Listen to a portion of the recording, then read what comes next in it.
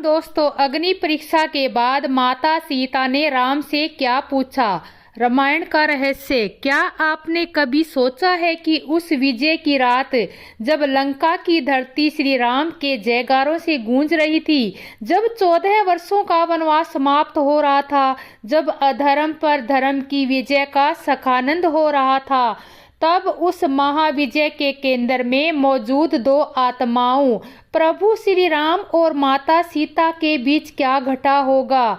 हम सब जानते हैं कि रावण का वध हुआ, विभीषण का राज तिलक हुआ और हनुमान जी माता सीता को अशोक वाटिका से सम्मान सहित लेने गए। पर क्या आप उस क्षण की कल्पना कर सकते हैं जब विरह की अग्नि में तपकर दो प्रेमी हृदय मिल रहे थे, लेकिन उनके बीच एक और अग्नि परीक्षा की दीवार खड़ी थी? यह कथा उस अग्नि परीक्षा के बाद की है, एक ऐसे स्वाद की है जो शायद ही कहीं विस्तार से कहा गया हो। यह उन 3 प्रश्नों की कहानी है जो माता सीता के मौन हृदय से उपजे, और जब प्रभु श्री राम ने उनका उत्तर दिया तो केवल मनुष्य ही नहीं बल्कि स्वर्ग में बैठे देवता भी कांप उठे थे। यह केवल एक कहानी नहीं बल्कि प्रेम, धर्म, कर्तव्य और विश्वास की सबसे बड़ी परीक्षा का एक ऐसा विश्लेषण है जो आपके हृदय को झनकोर कर देगा और आपकी आंखों को भक्ति और भावना से भर देगा। इस कथा के अंत तक बने रहिएगा, क्योंकि आज आप रामायण के उस पृष्ठ को महसूस करेंगे जिसे केवल पढ़ा ही नहीं जिया जाता है। कल्पना कीजिए उस संध्या की, लंका का आकाश सिंदूरी हो रहा है, युद्ध के घाव अभी ताजा है, वातावरण में विजय का उल्लास तो है, पर एक अजीब सी खामोशी भी है, एक प्रतीक्षा है जो युगों जितनी भारी है। वानर सेना, राक्षसगण, विभीषण, सुग्रीव, जामवंत, नल, नील और समय पवन पुत्र हनुमान, सबकी आंखें उस क्षण पर टिकी है जब जग जननी जानकी और मर्यादा पुरुषोत्तम श्री राम का मिलन होगा। वह मिलन जिसके लिए इतना रक्त बहा, इतनी आत्माओं ने बलिदान दिया, जिसके लिए समुद्र पर सेतु बना और जिसके लिए समय ईश्वर ने मनुष्य रूप में इतने कष्ट सहे। माता सीता पालकी में है, उनका हृदय एक अनजाने भव्य और असख्य भावनाओं के तूफान से कांप रहा है। हर क्षण एक कल्प की भांति बीत रहा है। उन्हें समझ नहीं आ रहा कि वे प्रसन्न हो या चिंतित।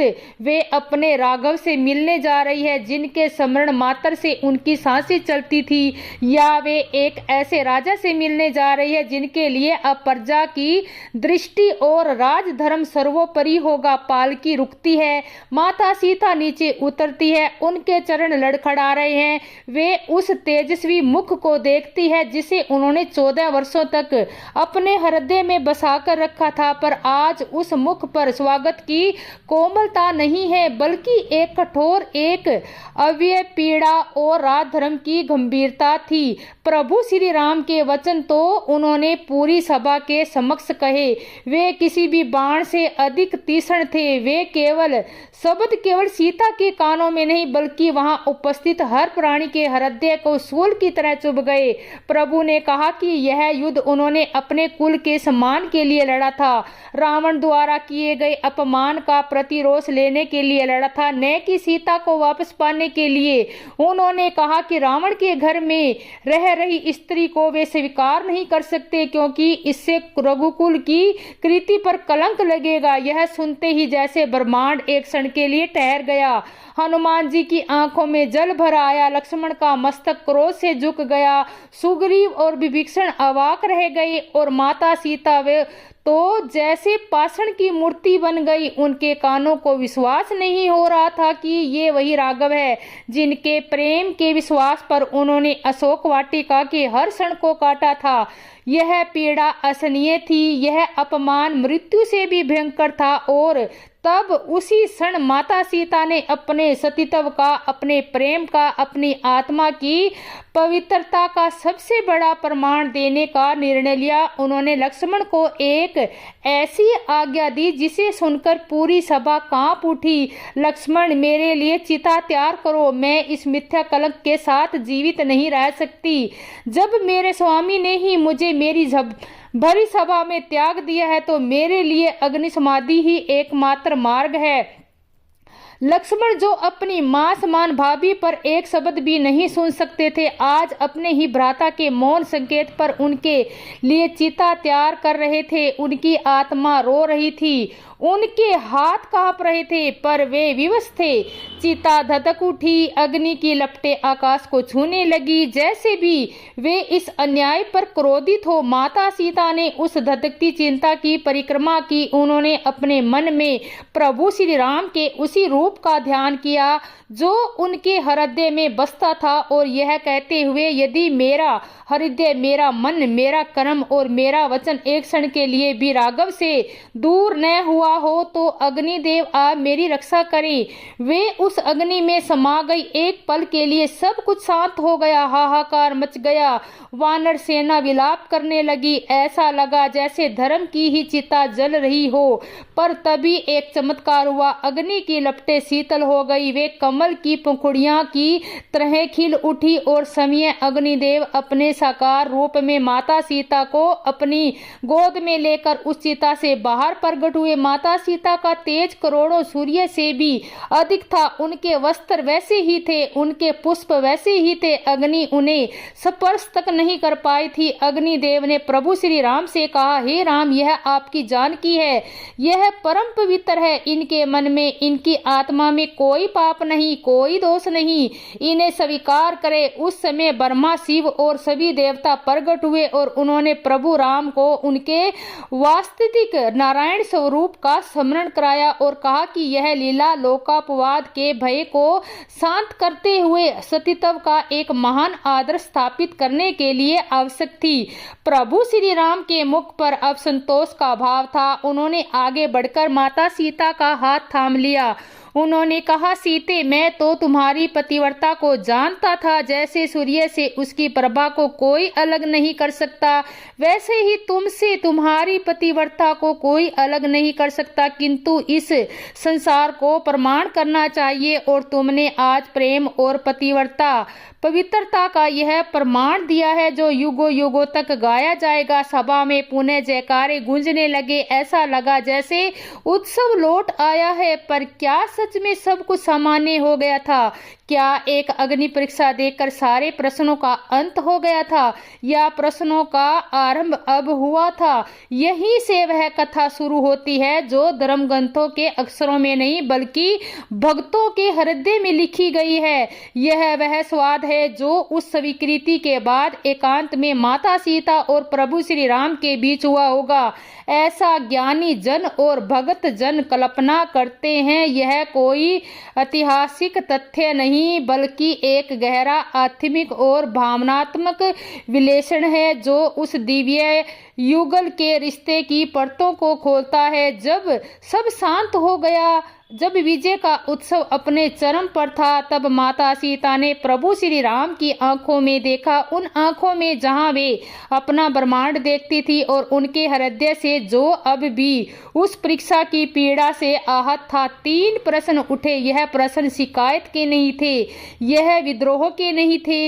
ये प्रश्न थे एक भगत के अपने भगवान से, एक पत्नी के अपने पति से, एक आत्मा के अपनी परमात्मा से। ये प्रश्न इतने गहरे, इतने सच्चे और इतने मामरिक थे कि जब प्रभु श्री राम ने इनका उत्तर देना प्रारंभ किया तो कहते हैं कि केवल अयोध्या या लंका ही नहीं, देवलोक में बैठे देवता भी कांप उठे थे, क्योंकि उन उत्तरों में केवल राजधर्म की व्यवस्था नहीं बल्कि एक ईश्वर की थी। यह कथा का वह बिंदु है जहां तर्क और भावना का मिलन होता है, जहां हम उस दिव्य लीला के मर्म को समझने का प्रयास करते हैं। यदि आप इस क्षण की गंभीरता को, माता सीता की पीड़ा को और प्रभु श्री राम की व्यवस्था को अनुभव कर पा रहे हैं तो एक क्षण रुककर इस प्रयास को अपना समर्थन दें। इस वीडियो को लाइक करें और हमारे चैनल को सब्सक्राइब करें ताकि हम साथ मिलकर सनातन सनातन धर्म की ऐसी गहरी और अनकही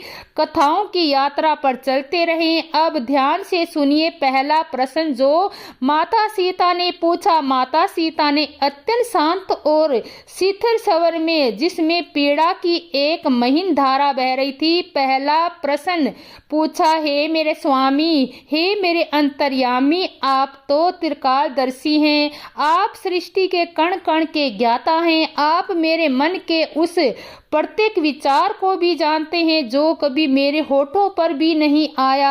आप जानते थे कि मैंने हर श्वास में केवल आपका ही नाम लिया है। आप जानते थे कि अशोक वाटिका में हर क्षण मैंने केवल आपके ही चरणों का ध्यान दिया है।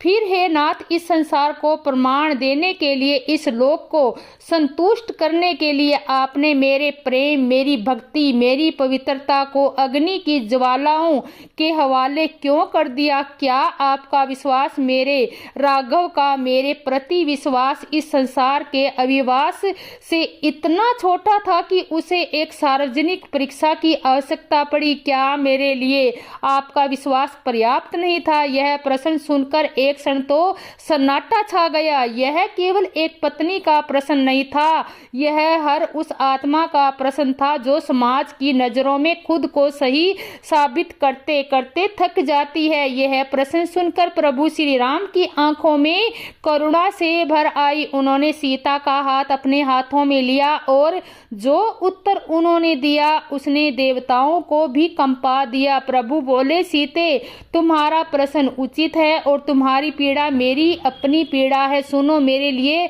तुम्हारा विश्वास ही ब्रह्मांड का अंतिम सत्य है। मुझे तुम्हारी पवित्रता पर रत्ती भर भी संदेश नहीं था और न ही हो सकता है, क्योंकि मैं जानता हूँ कि तुम और मैं भिन्न नहीं हैं।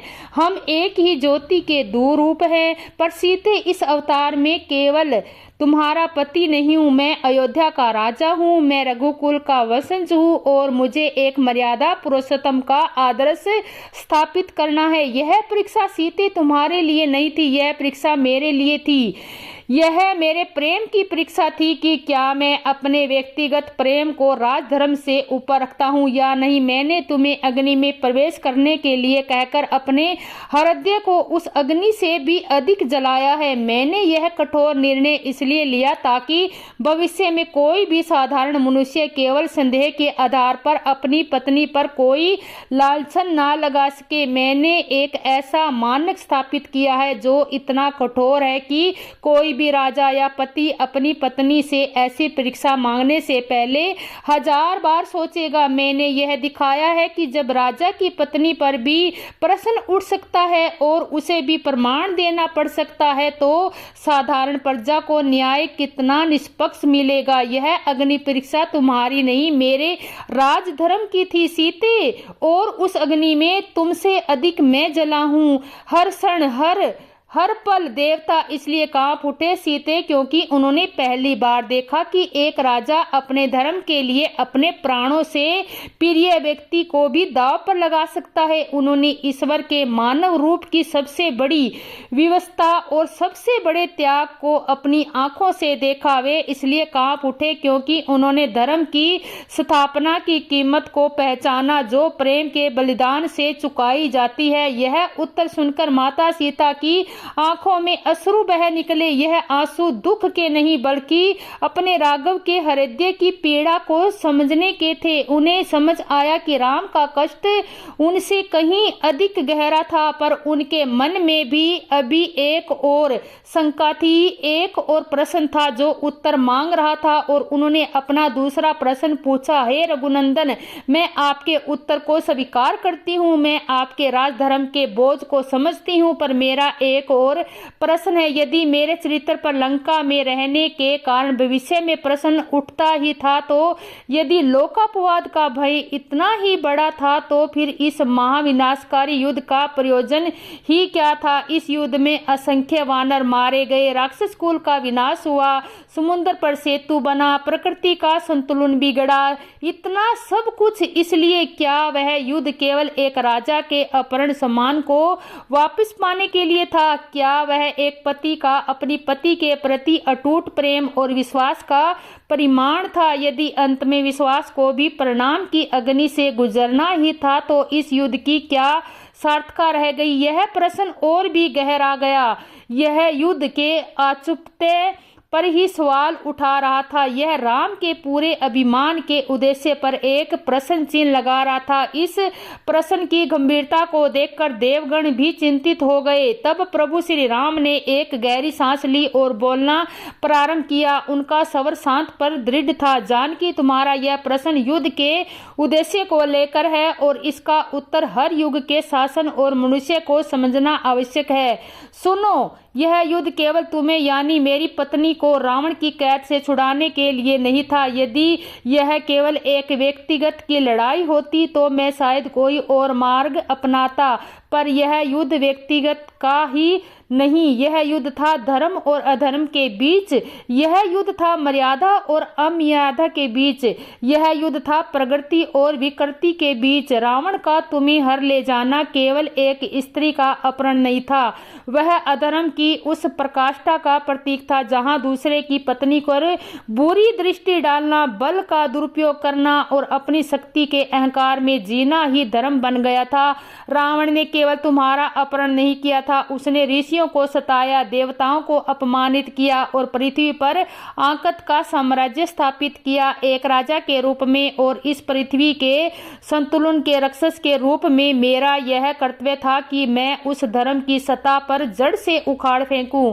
तुम्हारा अपहरण उस अधर्म के विनाश का तात्कालीन कारण बना सीते, पर उद्देश्य बहुत बड़ा था। उद्देश्य था पृथ्वी पर पुनः धर्म की स्थापना करना, यह संदेश देना कि कोई जितना भी शक्तिशाली क्यों न हो, कोई कितना भी शक्तिशाली क्यों न हो, यदि वह धर्म के मार्ग पर चलेगा तो उसका विनाश निश्चित है। युद्ध हमारे लिए मेरे प्रेम का प्रमाण और था, और उससे भी बढ़कर यह धर्म के प्रति मेरी प्रतिबद्धता का प्रमाण था। तुम्हें वापस पाना उस धर्म स्थापना के यज्ञ की एक महत्वपूर्ण आहुति थी, पर यज्ञ का उद्देश्य तो समग्र मानवता का कल्याण था। देवता इसलिए कांपे सीते क्योंकि उन्होंने मेरे इस उत्तर में मेरे राजा और मेरे नारायण दोनों रूपों का समन्वय देखा। उन्होंने समझा कि मेरा हर कार्य व्यक्तिगत भावनाओं से परे एक वृहद, एक सार्वभौमिक उद्देश्य के लिए होता है। उन्होंने पहचाना कि एक अवतार का प्रेम भी अतम धर्म की स्थापना का एक माध्यम ही होता है।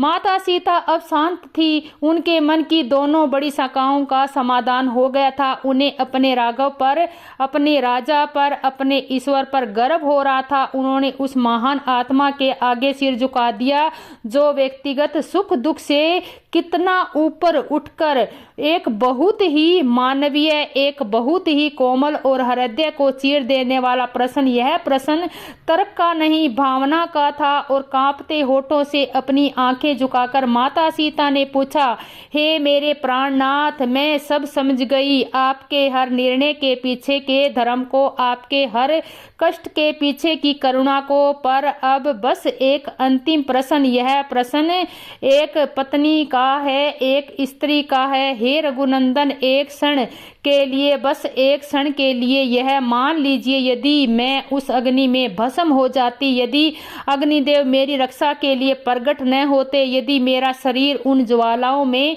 जलकर राख हो जाता, तो क्या होता? क्या संसार एक तथाकथित अपवित्र सीता की मृत्यु पर संतोष कर लेता और आप अपनी मर्यादा में पूर्ण रूप से स्थापित हो जाते? क्या मेरे बिना आपका जीवन, आपकी अयोध्या, आपका राजधर्म सब पूर्ण हो जाता? बस यह बता दीजिए, यदि मैं न बचती तो आप क्या करते? यह प्रश्न पूछते पूछते माता सीता का गला रुद्ध हो गया। यह प्रश्न एक खंजर की तरह था जो सीधे प्रभु श्री राम के हृदय में उतर गया। उनकी शांत मुख मुद्रा पर पीड़ा की असंख्य लहरें दौड़ गई।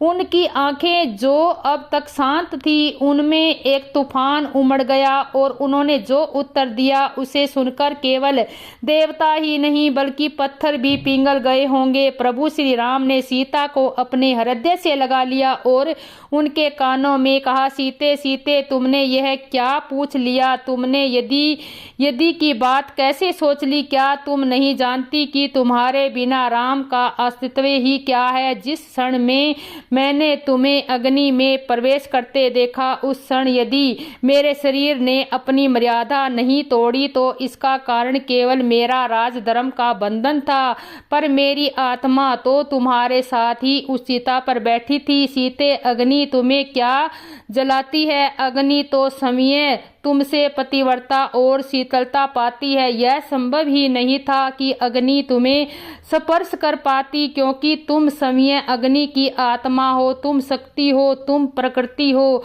पर सुनो सीते, यदि जैसा तुमने कहा एक क्षण के लिए भी ऐसा अनर्थ हो जाता, यदि ब्रह्मांड के नियम पलट जाते और अग्नि अपना धर्म भूल जाती तो राम भी अपना धर्म भूल जाता। उसी क्षण यह राम भी उसी चिता में कूदकर अपने प्राण देता।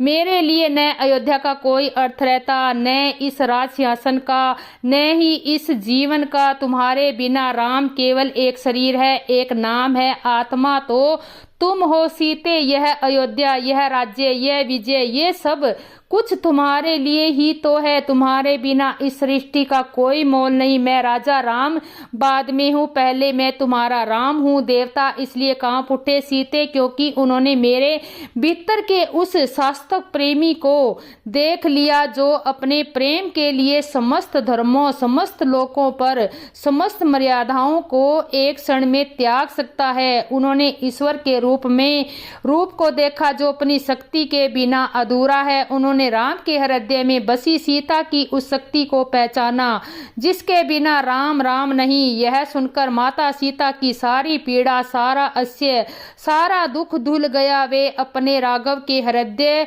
से लगकर बस रोती रही, पर ये आंसू अब आनंद के थे, पूर्णता के थे, उस प्रेम की गहराई को समझ लेने के थे जो हर परीक्षा, हर संदेह और हर युग से परे था। उस दिन केवल सीता की अग्नि परीक्षा नहीं हुई थी, उस दिन राम के प्रेम और उनके धर्म दोनों की परीक्षा हुई थी और दोनों ही उस परीक्षा में सफल हुए थे। यह कथा हमें सिखाती है कि दिव्य प्रेम केवल सुख का साथी नहीं होता, वह पीड़ा और त्याग की अग्नि में तपकर ही कुंदन बनता है। यह सब हमें सिखाती है कर्तव्य और प्रेम के बीच की संतुलन साधना की मानव जीवन की सबसे बड़ी चुनौती है और यह हमें विश्वास दिलाती है कि सच्चा प्रेम हर परीक्षा से परे होता है, उसे कभी प्रमाण की आवश्यकता नहीं होती। कुछ लोग रामचरित के उस प्रसंग का भी उल्लेख करते हैं जहां प्रभु श्री राम ने रावण द्वारा सीता हरण की लीला से पहले ही माता सीता के वास्तविक स्वरूप को अग्निदेव को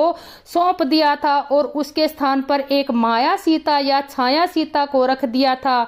इस दृष्टिकोण के अनुसार अग्नि परीक्षा वास्तव में उस माया सीता को अग्नि में विलीन कर वास्तविक सीता को पुनः प्रकट करने की एक दिव्य योजना थी। इस कथा में प्रभु राम के कठोर वचन और परीक्षा का प्रसंग एक लीला मात्र बन जाता है जिसका उद्देश्य छाया रूप को वापस लेकर वास्तविक तत्व को प्रकट करना था। यह विश्लेषण प्रभु राम को किसी भी प्रकार के संदेह या कठोरता के आरोप से मुक्त करता है और पूरी घटना को एक रहस्यमयी और सुंदर दिव्य नाटक के रूप में प्रस्तुत करता है। वाल्मीकि रामायण में यह प्रसंग अधिक मानवीय और पीड़ादायक प्रभु रूप में वर्णित है, जहां राम लोकापवाद के भय से सीता से कठोर वचन कहते हैं और सीता समय अपनी पवित्रता सिद्ध करने के लिए अग्नि में प्रवेश का निर्णय लेती है। दोनों ही कथाओं का सार एक ही है, सीता की पवित्रता और राम का उनके प्रति अगाध प्रेम। भले ही उसे व्यक्त करने का मार्ग भिन्न हो। ये 3 प्रश्नों की कथा भले ही यह किसी मूल ग्रंथ में असबद्ध न मिले, यह हमें उस महान गाथा के मनोवैज्ञानिक और आध्यात्मिक पहलुओं पर चिंतन करने का अवसर देती है। यह हमें पात्रों के मन की गहराइयों में उतरते और उनके निर्णयों के पीछे छिपे कर्म, धर्म, पीड़ा और प्रेम को समझने में सहायता करती है। यह दिखाती है कि राम और सीता का रिश्ता कितना बहुआयामी था, जहां वे ईश्वर और भगत भी थे, राजा और प्रजा भी थे और पति पत्नी भी थे, और इन सभी रिश्तों की मर्यादा को एक साधु साथ निभाना ही उनकी सबसे बड़ी लीला थी। और अगली बार जब आप अग्नि परीक्षा के प्रसंग को पढ़ें या सुने तो उसे केवल एक स्त्री के अपमान या एक राजा की कठोरता के रूप में न देखें, बल्कि उसे राम और सीता दोनों द्वारा धर्म की स्थापना के लिए किए गए एक महान आत्म बलिदान के रूप में देखें। उसे एक ऐसे दिव्य प्रेम की गाथा के रूप में देखें जो लौकिक परीक्षाओं से गुजरकर भी अलौकिक बना रहता है। यह कहानी हमें यह भी याद दिलाती है कि कभी कभी जो बाहर से अन्याय या कठोरता दिखती है, उसके भीतर त्याग, प्रेम और एक बड़े उद्देश्य का गहरा रहस्य छिपा हो सकता है। यह थी कथा उन 3 प्रश्नों की और उनके उन उत्तरों की जिन्होंने देवताओं को भी कंपा दिया था। आशा है कि इस विश्लेषण ने आपके हृदय को छुआ होगा और आपको राम सीता के रिश्ते की एक नई और गहरी समझ दी होगी। यदि आपको यह प्रयास सार्थक लगा तो इस कथा को अपने प्रियजनों के साथ अवश्य साझा करें, ताकि यह सकारात्मक और भक्तिपूर्ण संदेश अधिक से अधिक लोगों तक पहुंच सके। आपके लाइक, कमेंट और सब्सक्राइबर में ऐसी और भी कथाएं आप तक लाने की प्रेरणा देते हैं। हमारे साथ इस यात्रा में बने रहने के लिए आपको धन्यवाद। क्या माता सीता को वन भेजने में भगवान राम सही थे? माता सीता को वनवास भेजने में सही नहीं थे। रामायण के अनुसार जब माता सीता की शुद्धता पर लोक का अपवाद उठा तो माता सीता को वनवास मिल गया। अब इसमें बात सही या गलत की नहीं है, बात है लोगों की सोच की, क्योंकि माता सीता के वनवास का कारण ही लोक का अपवाद था, जिसका साथ करने के लिए भगवान राम ने निर्णय लिया था।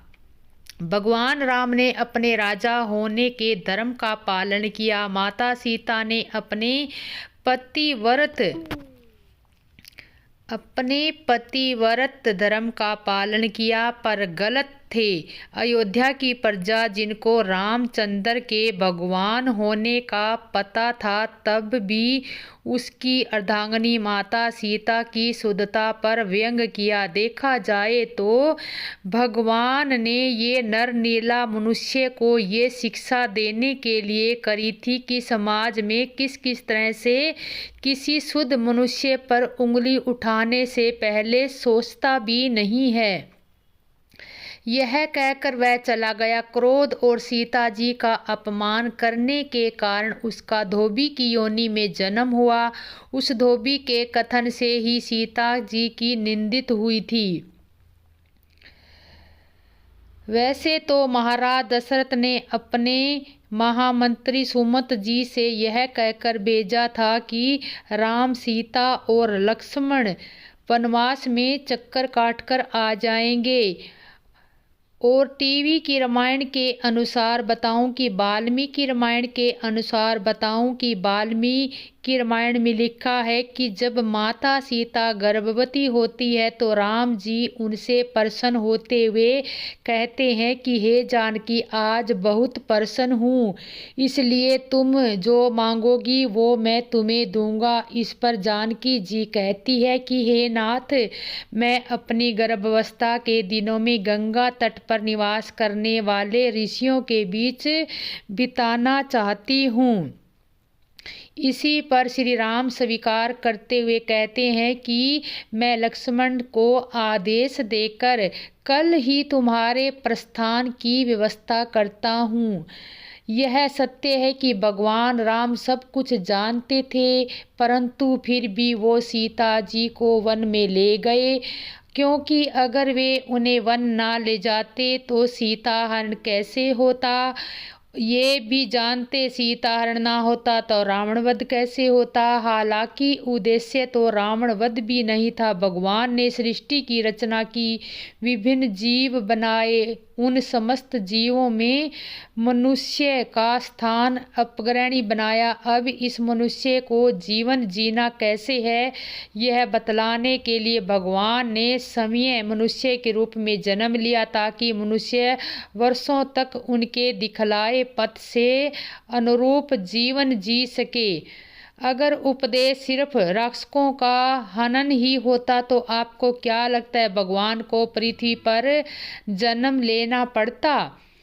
वाल्मीकि रामायण में श्री राम जी द्वारा धोबी के कहने पर माता सीता को वन में भेजने का प्रसंग नहीं है और सीता को उनके साथ रहने के लिए आमंत्रित करते हैं, तो सीता को एक धोबी के द्वारा अपवित्र कहा जाता है जो राम के दरबार में उपस्थित होता है। लेकिन राम इस ध्वनि की बात को नहीं मानते और सीता को अपनी पत्नी के रूप में स्वीकार करते हैं। हालांकि तुलसीदास ने रामचरित में ये प्रसंग कहा जहाँ राम एक धोबी की बात सुनकर सीता को वन भेज देते हैं, लेकिन यह प्रसंग वाल्मीकि रामायण में नहीं है।